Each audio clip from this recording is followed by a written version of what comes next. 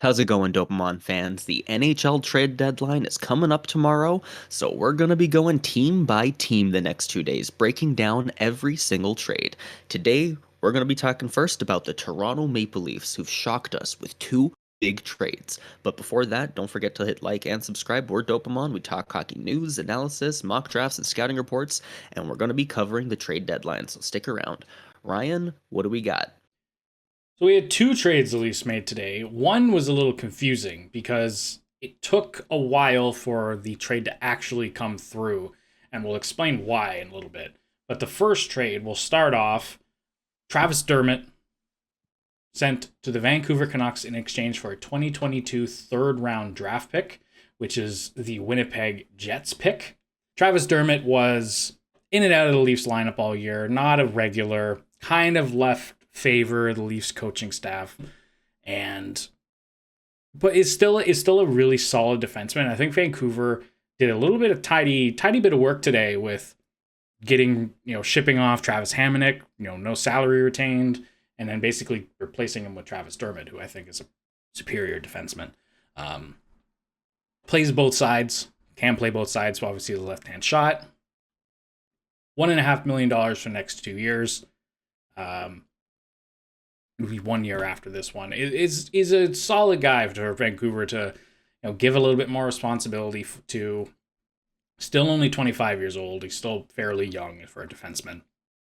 I'm curious to see what he does in Vancouver because I do really believe in Travis Dermott. He just kind of fell too far down the depth chart to be usable in Toronto.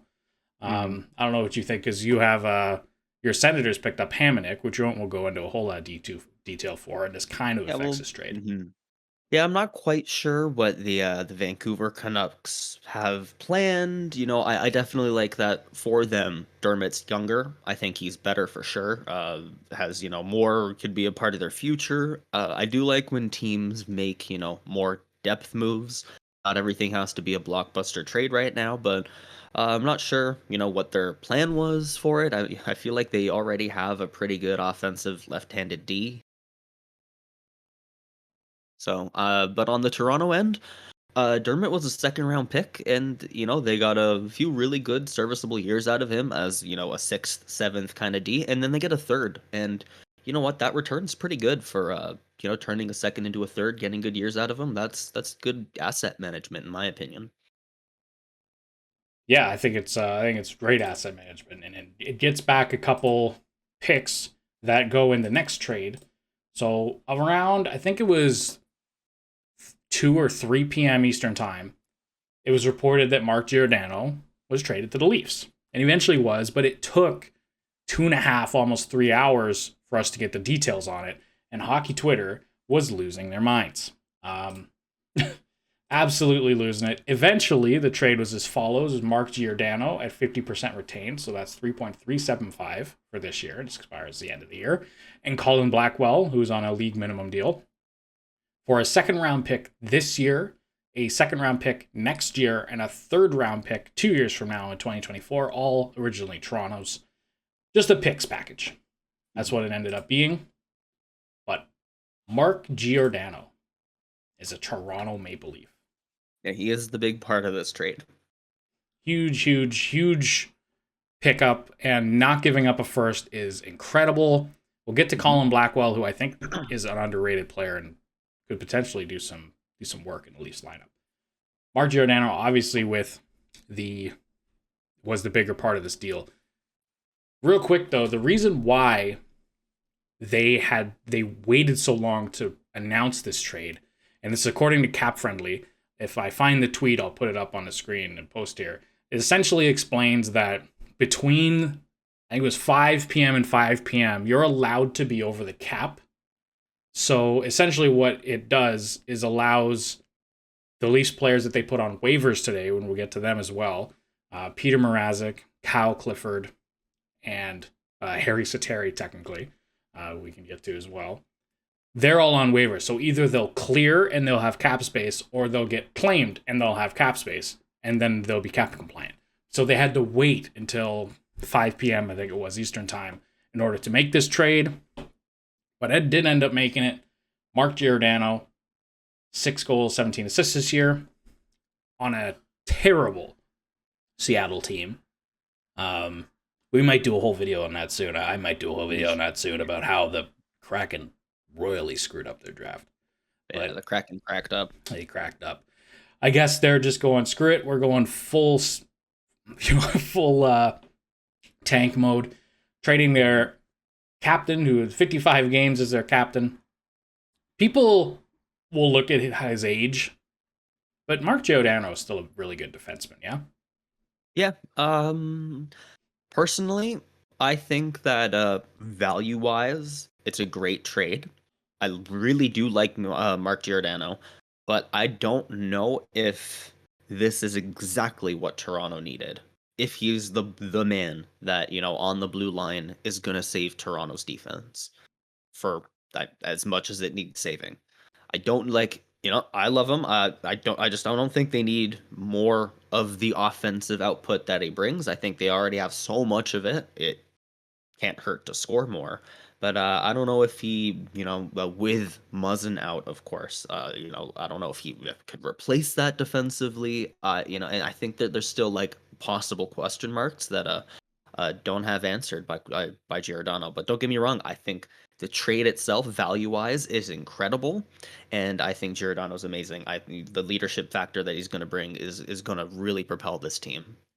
Yeah, the leadership factor is obviously massive. He's been a captain everywhere he's been. So I think Mark Giordano's defense is a little underrated. I think he's a fairly decent defensive defenseman in that role. He won't be Toronto's number one power play guy. That's still Riley, not their number one puck mover. That's still Riley.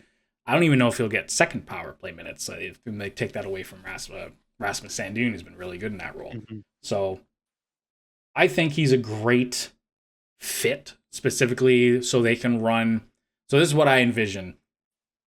Come playoff time, Jake Muzzin is back, let's say, healthy. We have a full healthy lineup.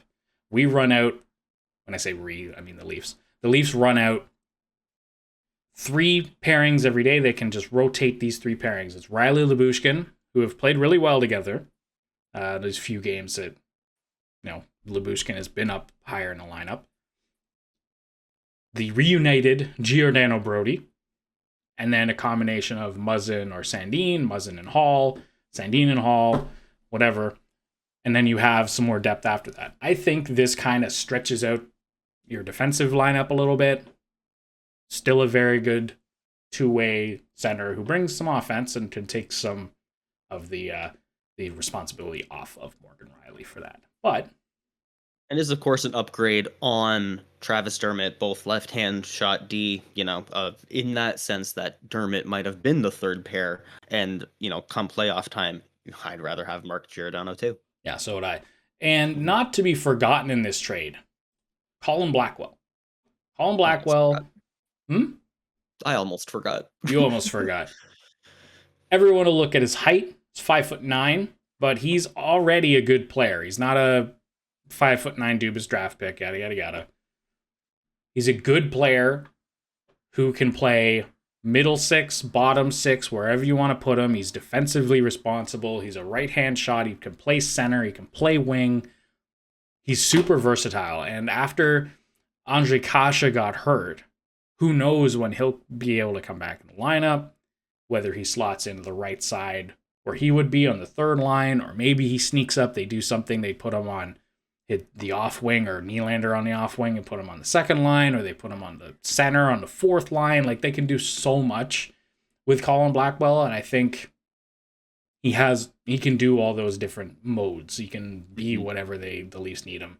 And 8 goals, 9 assists, and a +1 in 39 games in a terrible Seattle Kraken team is pretty damn good. Mm-hmm. Kind of reminds me of like a Michael Bunting light. Yeah. In a weird way. Yeah. Right-handed Michael Bunting. Not as much. Sorry, not as much snarl as Michael Bunting does. I don't think. Correct me if I'm wrong, Seattle Kraken fans. But yeah, you're right. One more guy. Actually, we'll go through Peter Mrazek, like I said, on waivers, and his $3.8 million contract. For 3 years. for 3 years on waivers. I don't know whether he will be picked up or not. Nope. I Can't doubt see it. it happening. I really doubt it. At the very least, we can bury his contract. We can bring him back up easily. We can send him back down because he cleared waivers for 30 days or whatever the rule is. Maybe he goes down to the Marlies and maybe we just get him some time and just get him back to form. I don't know what happens there. Or maybe a team like the Buffalo Sabres pick him up, I feel who don't like, have a goalie going forward, yeah. right? So, I don't But know. if a team's gonna trade for him with that contract and the uncertainty, I feel like they're gonna wait for him to clear waivers and then expect like a bigger package of like, okay, it is a bad contract, maybe him in like a third for seventh from Buffalo or something, just to entice them to get, $4 million off the books or $3.8 million off the books for Toronto. Something I'd see him like at least clearing waivers before getting traded, just so the other team that picks him up doesn't have to worry about sending him down themselves if they're unsure, giving him a starting role in the NHL or something. Yeah, I agree with that. They'll let him pass, and then if they can trade him, they'll trade him. If not, the Leafs Mhm. can bury part of his contract. Another guy on waivers today, Kyle Clifford, signed an extension with the Leafs recently, so I think they hope that he clears. Has already cleared once this season, but who knows with the kind of freneticness of the NHL trade deadline. And another player on waivers who they signed to a kind of rest of this season contract, Harry Soteri or Hari Satari. I've heard it both ways today. I say Harry Soteri. Finnish goaltender, plays, and Novosibirsk Sibir.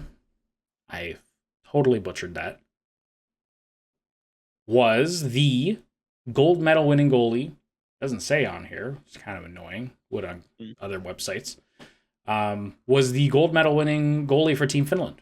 He was the goalie that brought him there, and he played really, really well in the Olympics. So, 32 years old, he's not going to get any better, I don't think. He is what he is.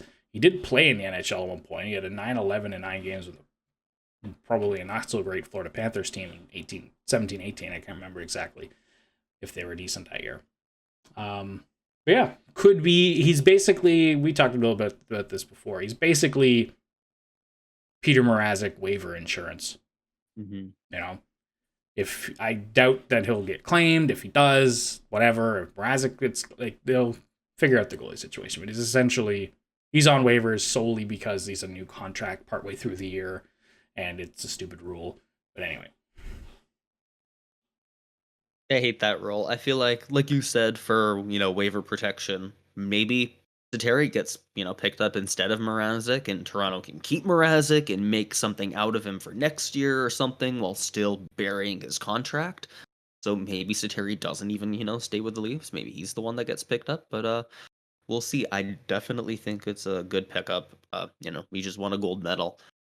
He's hot right now. He just left the KHL, and I'd love to see him maybe get a backup role, maybe steal a few playoff games. Who knows? Absolutely. And just going through, after all the craziness from today, the Leafs have their first and a third. Winnipeg's third this year and their seventh, which Alex's cam is blocking, but there it is over there. They're on seventh, so they have 3 picks this year, and then lost their second next year, but still their first, third, fourth, fifth, and sixth, no seventh. Mhm. So yeah, they still have draft picks, and I think the Leafs have drafted really well in outside of the first round the last few years between Matthew Nyes, Topi Niemela, Roni Hirvonen, Nick Robertson. They've gotten first round value, not in the first round. So Mhm. everyone's talking about, oh, Matthew Nyes, maybe he's their top. Everyone's asking for Matthew Nyes in all these trades that I'm seeing.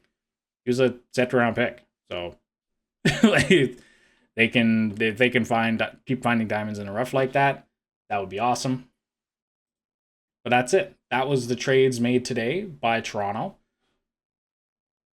Do I leave And don't anything out? forget to let us know. No, that is everything that Toronto's done in the past month, really, since the Nick Ritchie trade. Yeah, I don't know if they're done, to be honest. It'll come down. I know they're capped out right now. It'll come down to whether they know or not whether Jake Muzzin will be on LTIR long term. Long term, I mean, it's the playoffs. They pull that shenanigans. Florida's doing it with Ekblad, so we'll get to that. Another video. Yeah, I think this today was a big W for the Leafs. They added a defenseman that they needed, whether it was the exact type of defenseman or a guy with term that we all wanted, like Jake Muzzin a few years ago. Probably not, but I think it's a good player nonetheless. Colin Blackwell, I think, is super underrated and might be a really good fit in this team, depending on where he is. It'll be a little interesting tomorrow because the waiver deadline, I think, is like 2 hours or an hour before the trade deadline. So we won't know until about an hour before the trade deadline whether Mrazek or whoever clears. So that might impact what the Leafs do. That last hour for the Leafs might be kind of hectic. That's my prediction. If they were to do anything, I think it's in that hour. And I think if they do anything, they'll have to move some stuff out. Maybe Justin Hall or Alex Kerfoot to make the money work. Essentially, they're tapped out. But yeah, that's the Leafs stuff. That you think they're done? I personally think they're done. Yeah, I think that's it. They don't need anything more that they could really trade for and get without like giving up too much of their future and draft picks. Like that, you don't want to give away everything. But what they have, that's no NHL team's perfect. They filled some holes, and I definitely have certain complaints, but I have that about every team, and I think that they're one of the better cup contenders this year. So, and Giordano, if they can put 3 defensive lines out like that, absolutely, because that has won Tampa 2 cups in the past 2 years. Yeah, it's essentially what 3 of they've them. done. Yeah. So So yeah, it'll be interesting to see, and it's crazy to me to think for this playoffs, only one of Tampa, Florida, Toronto, and Boston are going to make a run. Just because that's how it breaks down. Only one of them is going to get further than the second round, which is insane. So, I don't know. We'll see what happens. We'll see what happens for the East. That'll obviously, whether the Geo trade is good or not, we'll figure out in May, June, July. So, if you made it this far, thanks so much for watching. Please leave a like and subscribe for more stuff. We got more trade videos coming. We got trade deadline happening tomorrow. Obviously, we got draft stuff coming in the future. Let us know what you want to see. Otherwise, till next time, peace.